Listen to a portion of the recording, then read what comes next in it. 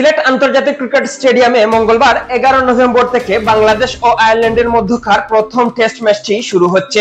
Cricket প্রেমী, শিক্ষার্থী ও শিক্ষকদের জন্য রয়েছে ফ্রিতে খেলা দেখার সুবিধা।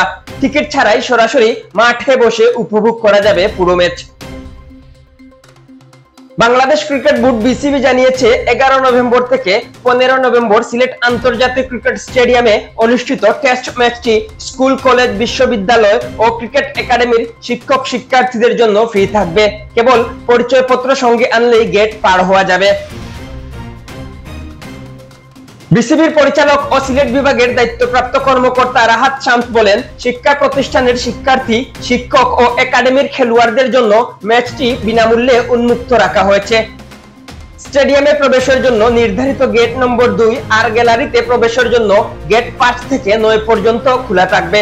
দর্শকদের জন্য বিনামূল্যে পানিরও ব্যবস্থা থাকবে, তবে নিরাপত্তার স্বার্থে ব্যাগ, খাবার, বোতল সঙ্গে নেওয়া যাবে না বলে জানিয়েছে বিসিবি।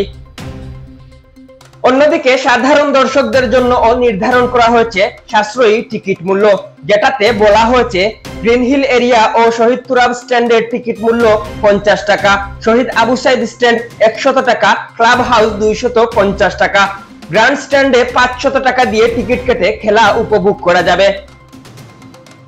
এম কে তুহিন, আধুনিক স্পোর্টস।